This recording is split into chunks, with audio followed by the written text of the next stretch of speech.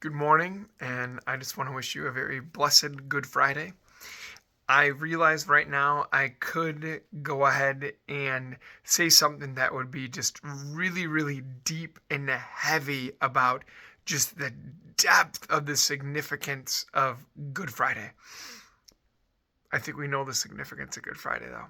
So I want to share something that maybe hits more closer to home and that maybe is just not so deep of an example, that maybe even more surface level, that I hope it'll connect in an even deeper way.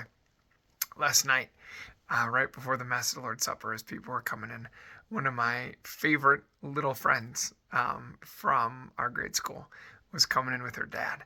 And she came up and I went to give her a high five, and as she smiled and gave me a high five, I noticed that she had a band-aid on her finger. And I was like, "Oh my gosh, like what happened to your finger?"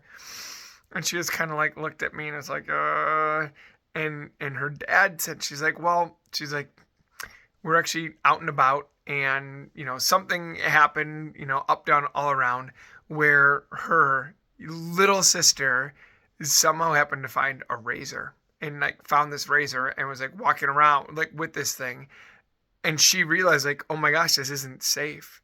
So she ran over to her little sister to grab the razor to take it from her, to prevent her little sister from getting hurt.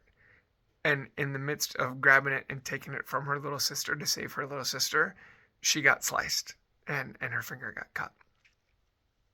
That's Good Friday. That's today, right? Like, she came to the rescue of her sister so that her sister wouldn't get hurt. And in the midst of her efforts to save her sister, she got hurt. She wasn't afraid to put herself out there. Did she know she was going to get hurt? No, but she was willing to.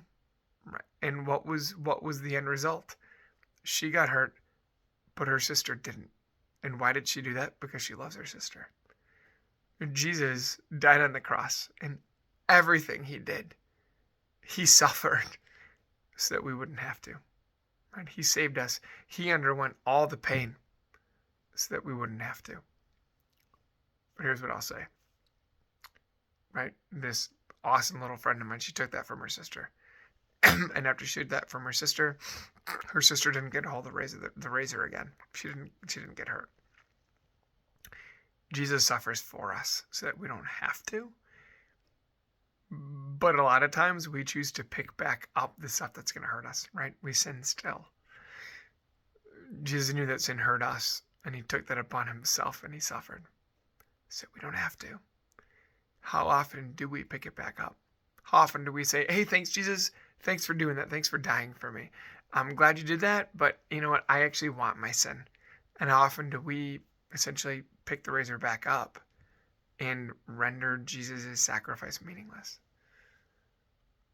On Good Friday, I think it's the day of days where we say, "Jesus, your sacrifice means so much to us, and we need it, and thank you."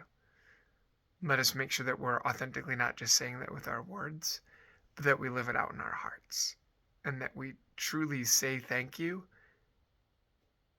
by not wasting his sacrifice, and by not picking back up the sin that hurts us in the first place. Let us ask him for his grace, not only to take it from us, but for the grace to not pick it back up. Have a great Good Friday. Know that the Lord loves you, and God bless you.